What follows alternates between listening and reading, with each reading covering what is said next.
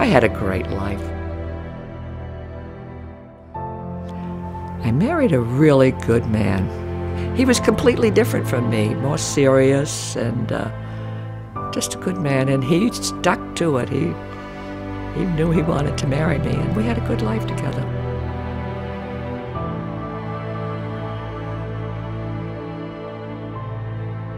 Right off the bat, he got drafted in the service, went overseas, and soon I went over. That began our really journey, which was a great journey with him.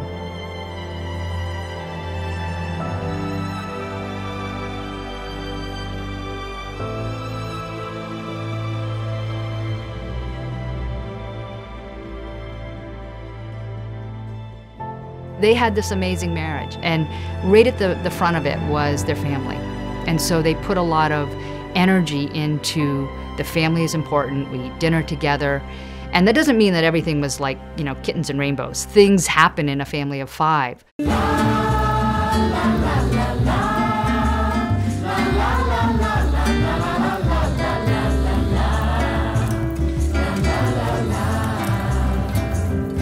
My mom, she was the vivacious one in a group. Jet black hair, very, very athletic and active and fun, an extrovert. Well, I loved to go dancing, and I really was a good dancer, I have to say. We would go to the big bands, Harry James, Tommy Dorsey. They all came to Maine. So my husband usually went, and I would go into mission with him and come home with him. But he was the world's worst dancer. I loved tennis, and my husband was good.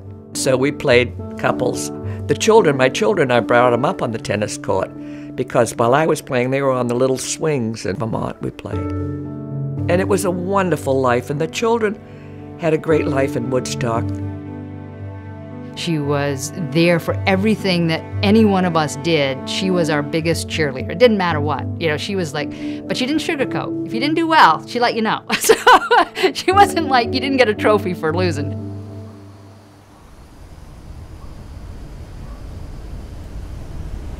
One day we were out driving, and I kept looking, and he was driving right straight ahead. And I said, "Where are we going?" He said, "I don't know." The moment that he was tested, which was one of the saddest days of my life, we had him tested for Alzheimer's, and he said, "I'll never drive again."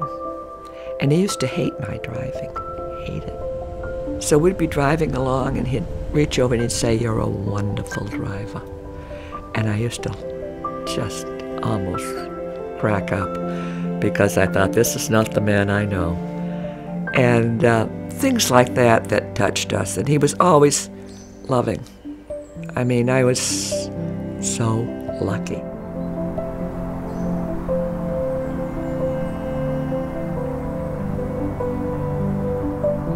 That saved me. But because he was so loving, I cried a lot. I find myself crying. And from then on, I just sort of went downhill. I had just had a baby late in life. And my sister had brought my mom to see me because everyone was very sick. It was a difficult birth. So all the children got in the car and we all went up. I was so fragile.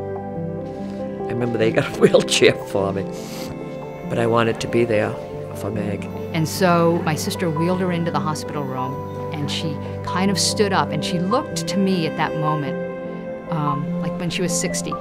She had just galvanized all of her energy, and she had on this pink top, and she grabbed my hand and she whispered in my ear, "You're gonna be okay, and your baby's gonna be okay." And then she collapsed, you know, back into the chair. And then an hour later, I had my baby. She had this beautiful little, 1 pound, 5 ounce. Can you imagine that? We realized then in talking with the doctors that this was it. She can't go home, she can't care for herself, and she can't have just caregivers with her. And so they said, you need to make arrangements for her and get her pieces in order, and this is it.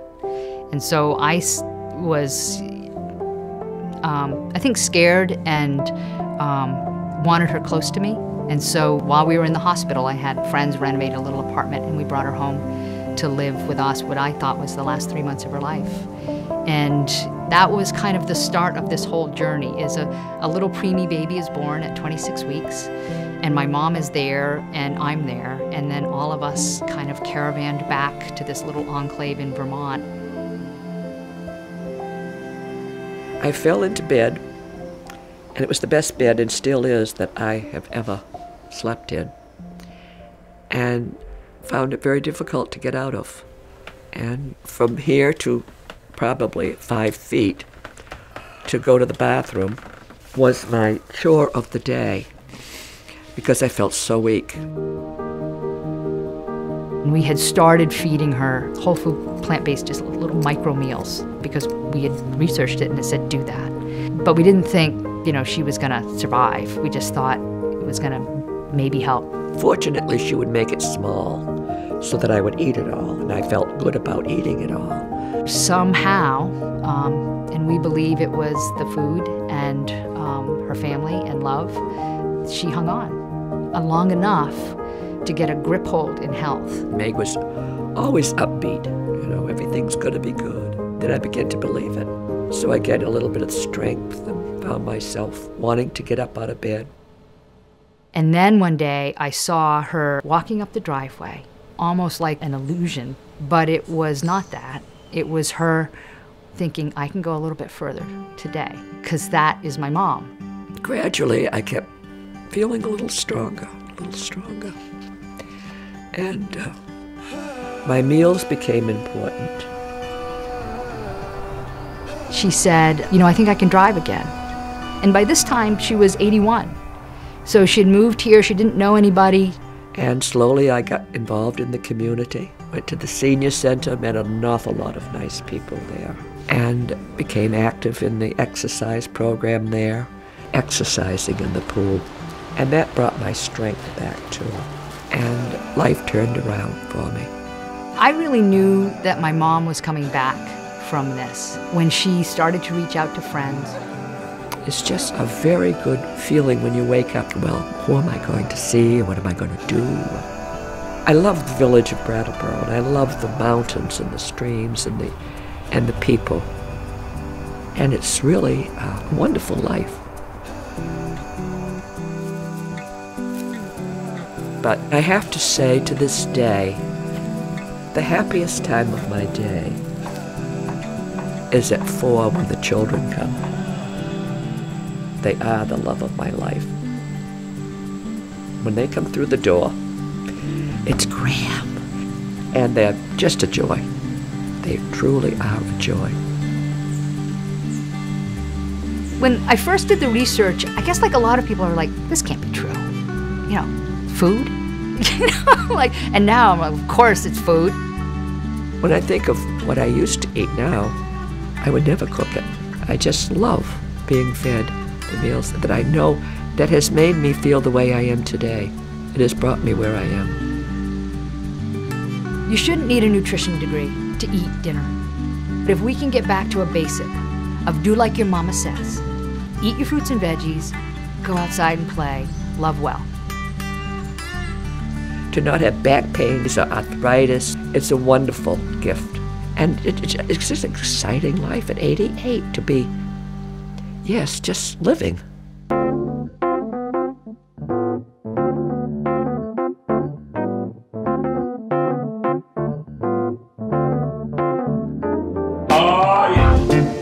She's like, I've got to work on my abs. I'm like, Mom, you're 82. Nobody cares about your abs. He didn't believe in swearing, and the children never heard him swear. I made up for it. I think I can drive again, which, she's never been a great driver. so we were like, are you sure? Darn. To me, it's like her life began a whole new chapter at 80. Thank God for good friends,